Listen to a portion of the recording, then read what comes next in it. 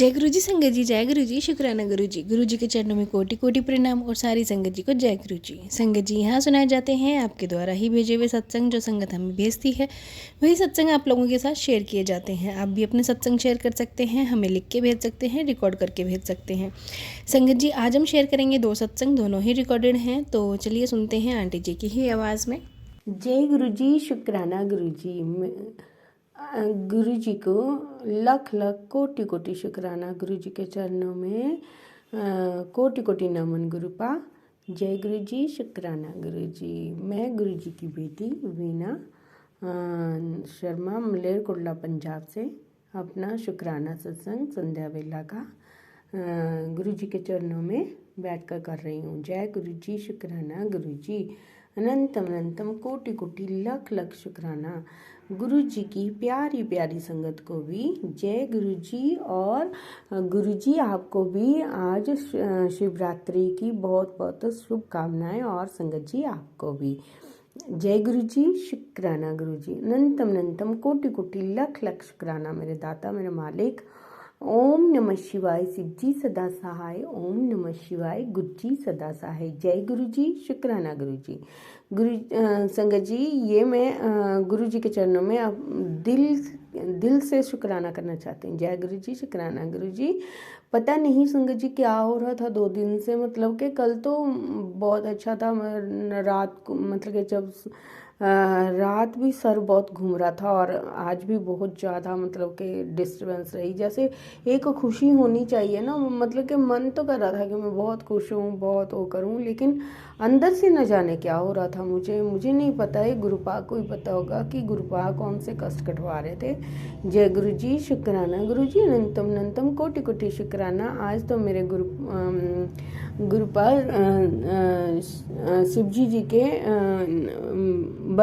शिवजी जी के विवाह की वर्षगांठ पर बहुत बहुत बधाई हो, बहुत बहुत शुभकामना हो। गुरु जी कहते ने संगत जी, मेरी बेटी आज महाशिवरात्रि की रात है, मैं तुझे जो है पीले चोले में दर्शन दूंगा। जय गुरु जी। शुक्राना गुरु जी। तेरा विश्वास जो है अड़िग है, और तेरा समर्पण पूरा है। जल्दी से शुक्राना कर दे, तेरी जीवन में नई रोशनी आने वाली है। जय गुरु जी। शुक्राना गुरु जी। शुक्राना मेरे दाता। गुरु जी कहते ने मेरे पुत्र, तू बहुत नसीबों वाली है जो तुम्हें मैंने अपनी संगत चुना है। अब तू सब मुझ पे ही छोड़ दे और शुक्राना कर। आज मैं तेरे घर आऊँगा, कोई भी ब्लैक मैजिक तेरे ऊपर नहीं कर सकता। जय गुरु जी। शुक्राना गुरु जी। बेटा, जो तुझे मिला है वो मेरे आशीर्वाद से ही मिला है। जय गुरु जी। बस ऐसे ही आशीर्वाद गुरुपा आप बनाए रखना, मुझ पर भी, मेरे परिवार पर भी, बच्चों पर, सब पर अपनी ऐसा ही आशीर्वाद बनाए रखना, संगत परिवार पर भी। और जो नहीं मिला वो अब तुझे मिलने वाला है। जय गुरु जी। शुक्राना गुरु जी। संगत जी, आज शाम को मैंने जब मतलब कि चाय बनाई, तो चाय में मुझे ऐसा लगा कि कुछ फेस सा बना हुआ है, तो उसमें गुरुजी ने मुझे, भोलेनाथ जी ने मुझे अपने दर्शन दिए। उसमें एक फेस बना हुआ था, जब मैं दूर से देख रही थी तो उसमें प्रॉपर फेस नज़र आ रहा था। जय गुरु जी। शुक्राना गुरु जी। अनंतम अनंतम कोटि कोटि शुक्राना। हर पल हर घड़ी का शुक्राना। मैं समझ नहीं पा रही थी कि ये क्या है क्या नहीं है। देखिए, गुरुजी ने अपना पूरा फेस बनाया, माथे पर भी जैसे चंदा सा बना हुआ है। जय गुरु जी। शुक्राना गुरु जी। सुपर सुपर ब्लेसिंग देने के लिए मेरे गुरुपा शुक्राना शुक्राना। अनंतम अनंतम कोटि कोटि शुक्राना। जय गुरु जी। शुक्राना गुरु जी। पुत्र, निक्की निक्की गल्लां ते मिट्टी पाया कर, हुन सब तेरी रजा नाल ही होना है। एक गल हमेशा ध्यान रखी, तेरे नाल हुन कोई गलत नहीं कर सकता, जो करेगा उसनू मैं आपे देख लूँगा। फिकर ना करया कर तू।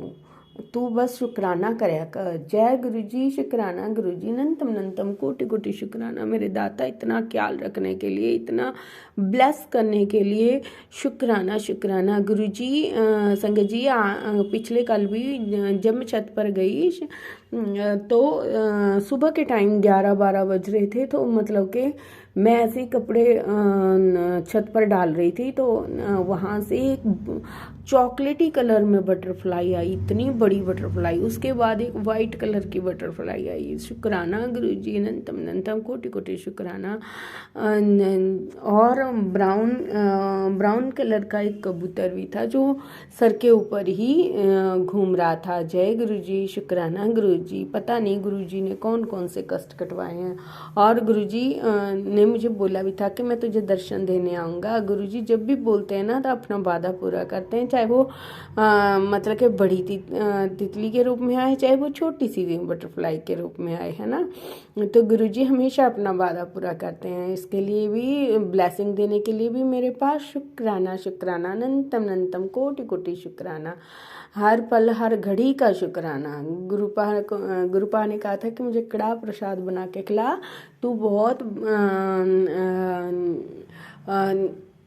मतलब कि खाने का मेरा बहुत मन हो रहा है, तो समझ ले मुझे डिमांड उससे खुद माँ शिव ने की है।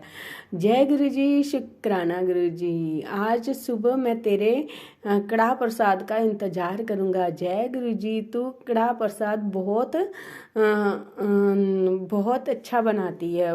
जय गुरु जी, शुक्राना गुरु जी, अनंत। मैंने बना के संगत जी गुरु जी को खिलाया, उसका भोग लगाया, और मुझे उसमें गुरु जी ने ओम के भी दर्शन दिए। जय गुरु जी, शुक्राना गुरु जी। गुरु जी कहते हैं मैं तेरे दोनों बच्चे, अपने बच्चों की फिक्र छੱਡ दे, मैं ਉਹਨਾਂ ਦੇ ਸਿਰ ਤੇ ਆਪਣਾ ਹੱਥ ਰੱਖਤਾ ਹੈ, ਤੂੰ ਉਹਨਾਂ ਦੀ ਕਿਉਂ ਫਿਕਰ करदी है। जय गुरु जी, शुक्राना गुरु जी, अनंतम कोटि कोटि शुक्राना मेरे दाता।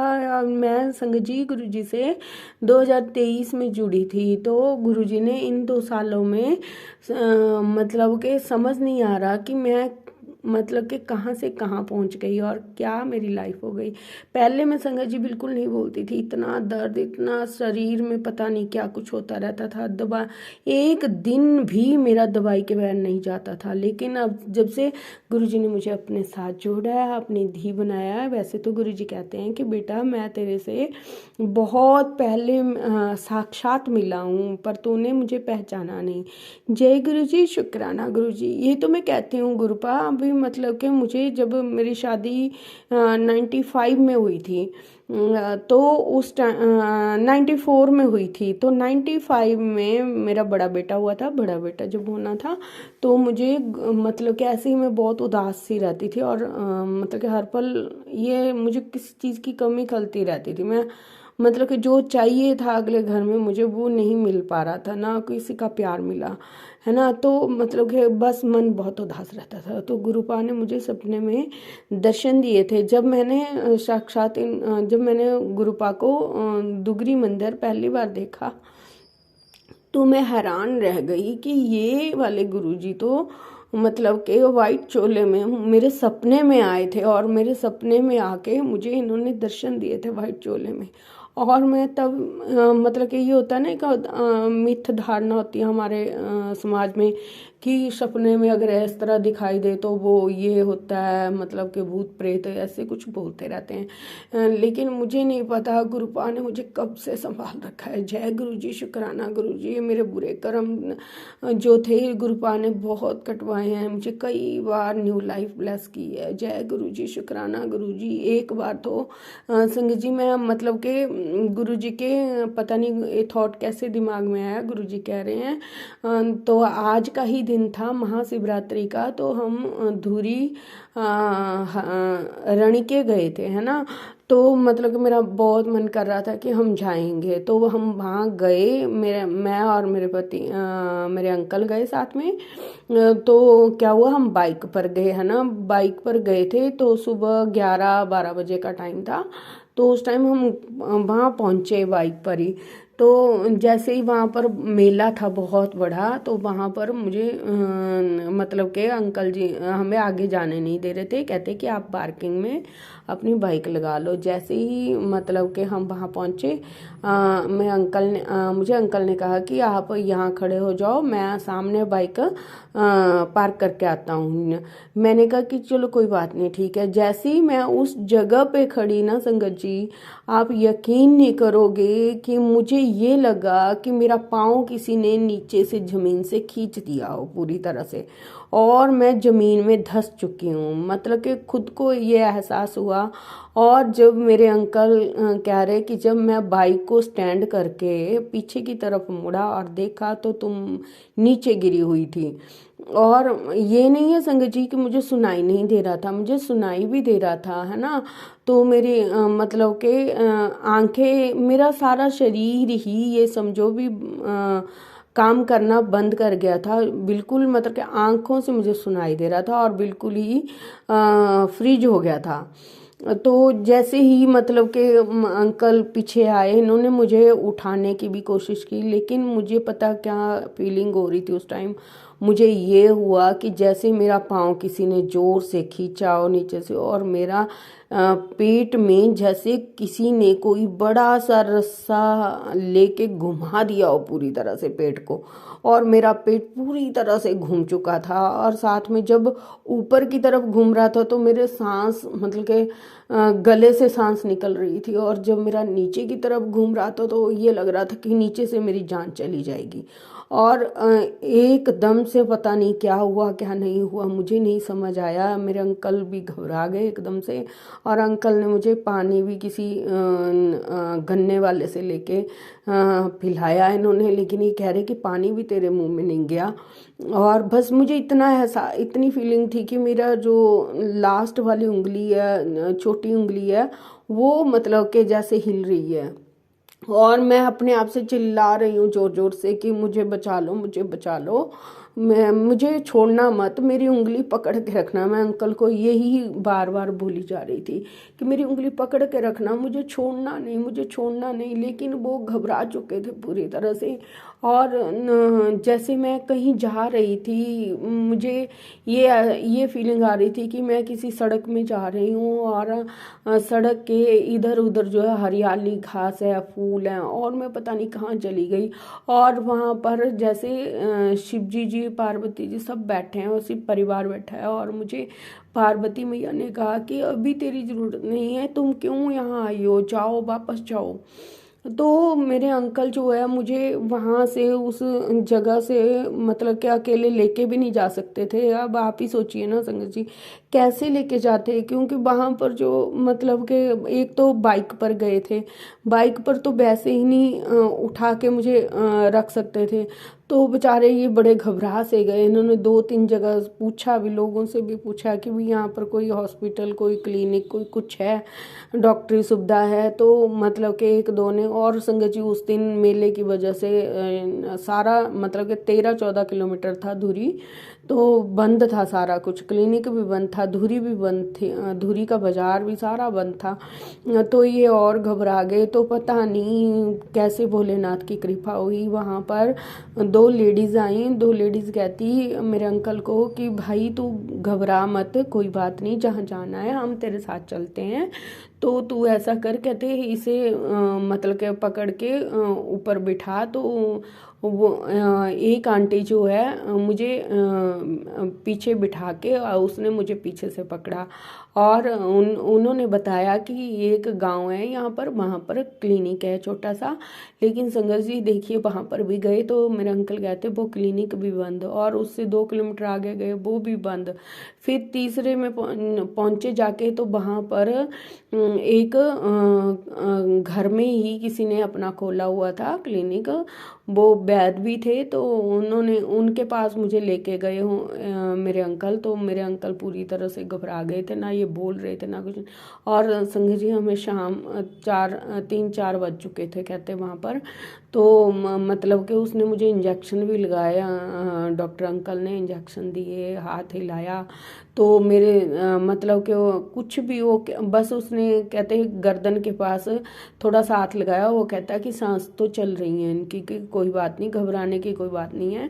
तो मेरे अंकल तो एकदम से शॉक रह गए, एकदम से हैरान रह गए, भी हुआ तो हुआ क्या, अच्छी भली आई है साथ में बातें करते हुई, पर अचानक यहाँ पर क्या हुआ ऐसे। तो वहाँ पर उन्होंने इंजेक्शन दिए, दवाई दी, कॉफ़ी पिलाई, है ना। तो इतना मुझे पता चला कि मेरी आंखें जो हैं, मेरी आंखें भी नहीं, बिल्कुल नहीं हिल रही थी, और जैसे खुली थी वैसे ही पड़ी हुई थी। लेकिन जो अंकल थे वो मेरे आंखों के ऊपर से कभी हाथ इधर उधर कर रहे थे। उन्होंने सोचा कि शायद ये आंखों की प्लेट्स जो है हिलाएगी, लेकिन वो भी नहीं हिली। मैं बातें उनकी सुन रही थी। उन्होंने मुझे दो हीटर लगाए, है ना, कंबल दिए, 2-3 कंबल दिए, इंजेक्शन लगाए, दवाई पिलाई, कॉफ़ी पिलाई। मतलब कि उनकी वहाँ डॉक्टर अंकल की जो आंटी थे वो भी, उन्होंने भी बहुत हाथ पैर घिसे मेरे, बहुत ज़्यादा। मतलब कि बेचारों का बहुत भला करे गुरुजी उनका। तो वहाँ पर उन्होंने कहा कि हमने दवाई तो इन्हें खिला दी है, चम्मच से उन्होंने दवाई खिलाई, लेकिन उन्होंने ये कहा कि आप जो है इन्हें डॉक्टर के पास ले जाओ मलेरकोटला। अगर वो उन्होंने वहाँ से मे बी अगर इनको होश नहीं आया तो वो लुधियाना रेफ़र कर देंगे। तो संगत जी, बड़ी मुश्किल से मेरे अंकल ने वहाँ से, मेले में इतनी भीड़ थी, चारों तरफ ट्रैफिक था, है ना। तो मेरे बेटे को भी, जब मेरे बेटे का फ़ोन आया शाम के 6 बजे कि पापा कहाँ रह गए आप लोग, अब आए नहीं आप लोग भी, हम वेट कर रहे हैं कब से। तो इनसे कुछ बोला ही नहीं गया। कहते मैंने कुछ बोला ही नहीं, मुझे समझ ही नहीं आ रहा था कि मैं क्या बोलूँ क्या नहीं बोलूँ, मेरे से बात ही नहीं हो पा रही थी। बस उसने ये कहा कि क्या बात है पापा, कहाँ हैं, कैसे हैं, भी बाइक पे गए हो, शायद कहीं एक्सीडेंट तो नहीं हो गया, कुछ तो नहीं हो गया, बोलो तो सही। लेकिन सिर्फ इतना बोला कि पता नहीं तेरी माँ को क्या हो गया, मुझे नहीं समझ आया। बस फिर बेटा गाड़ी लेके आया संगत जी, लेकिन मतलब कि कहाँ कहाँ से उसने अपने दोस्त के साथ आया और उनकी गाड़ी लेके आया, लेकिन रास्ते में निकलने के लिए भी जगह तक नहीं थी। बड़ी मुश्किल से पता नहीं कहाँ कहाँ से बेचारा घुमा के गाड़ी, विलेज में से। एक तो इंसान पहले ही डर जाता है कि क्या होगा क्या नहीं होगा, बट पर भोलेनाथ की इतनी कृपा थी कि भी मुझे जब होश आया तो सुबह के टाइम होश आया, 3-4 बजे। मुझे समझ नहीं आया कि भी हुआ क्या, लेकिन वो लोग डर चुके थे पूरी तरह। उन्होंने यही कहा कि हमें अब तक नहीं समझ आ रहा कि फिर डॉक्टर ने कहा था कि इसे मतलब कि बड़े डॉक्टर के पास ले जाना और वहाँ पर सारे टेस्ट वगैरह करवा लेना। लेकिन संगत जी, मैं आज तक, गुरुजी हे भोलेनाथ, मैं आज तक नहीं समझ पाई वो हुआ क्या था। लेकिन इतना मुझे पता है कि मुझे किसी चीज़ ने जकड़ लिया था, पूरी तरह से घुमा दिया था मेरे पेट को। और मैं आज भी वो फीलिंग महसूस करती हूँ तो मुझे, मेरे रोंगटे खड़े हो जाते हैं कि मैं बच कैसे गई। जय भोलेनाथ। ये भोलेनाथ की कृपा थी जिन्होंने मुझे इतना बड़ा, मतलब कि कहा गौरा मैया ने कि भी जाओ, अभी आपकी ज़रूरत नहीं है, आप क्यों आ गए बेटा। तो उन्होंने मुझे वापस भेजा। और जब सुबह मेरे हस्बैंड, मेरे अंकल कहते हैं, हस्बैंड अंकल, जब तूने उंगली से हिलाई तो ही डॉक्टर ने कहा कि कोई बात नहीं, थोड़ा सा वेट करो, इन्हें होश आ जाएगी। तो सुबह तक होश आई मैं। उसके बाद मैं बिल्कुल सही, कोई टेस्ट नहीं करवाए, कोई गई नहीं, कुछ नहीं करवाया, लेकिन मुझे समझ नहीं आया आज तक भी हुआ क्या था।